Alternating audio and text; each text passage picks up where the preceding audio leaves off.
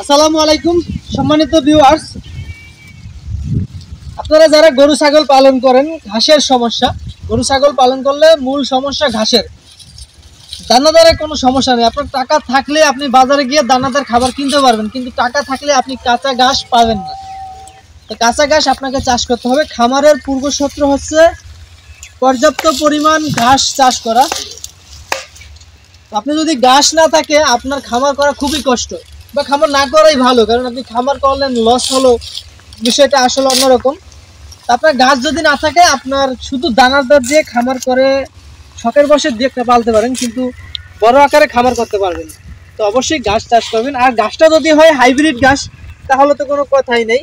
যে এখন যে ঘাসটা দেখছেন কি পরিমাণ যে সোপা, তো এই গাছটা বারবার কাটলে বারবার হয়। ধরেন আপনি বাজার থেকে বীজ কিনে রোপণ করলেন, দুইবার কাটার পর শেষ হয়ে গেল, আপনার আবার জমি চাষ করে আবার বীজ কিনে কস্টিংটা, খরচটা বেড়ে যায়।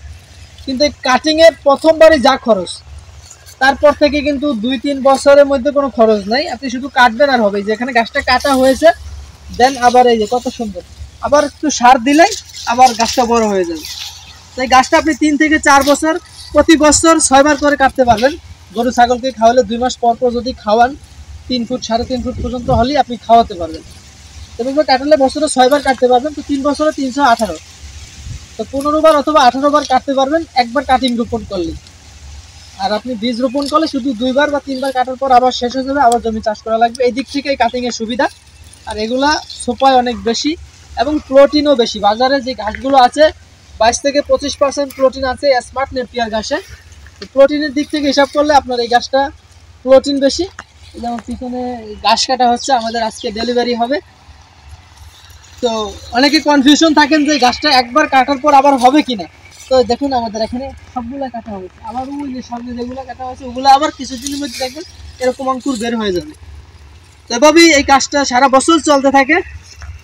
তো কোনো চিন্তা ভাবনা ছাড়াই আপনারা এই হাইব্রিড ঘাসের কাটিংগুলো আমাদের কাছ থেকে সংগ্রহ করতে পারেন। আমরা সারা বাংলাদেশে কুরিয়ারের মাধ্যমে এই যে এরকম পরিপক্ক কাটিং,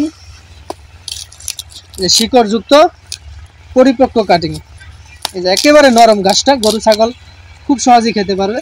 দেখুন খুব সহজেই খেতে পারবে। এরকম পরিপক্ক কাটিং আপনারা আমাদের কাছ থেকে সংগ্রহ করতে পারবেন। যদি কোনো কারণে এরকম শক্ত হয়ে যায় তাও গরুকে দিলে গরু খেয়ে ফেলবে, আর এটা তো ছাগল অবশ্যই খাবে। বা ছাগলকে নরম থাকতে এতটুকু, মানে মাটি থেকে এতটুকু হলেই ছাগলকে খাওয়া ফেলবে। বা গাছটা যখন এতটুকু হবে তাও ছাগলকে খাওয়াতে পারবে। তো অল্প বয়সে ছাগলকে খাওয়াবেন, গরুকে একটু বয়স্ক করে খাওয়াবেন, তাইলে ভালো হবে। তো সকালে ভালো থাকবেন, সুস্থ থাকবেন। আল্লাহ হাফেজ।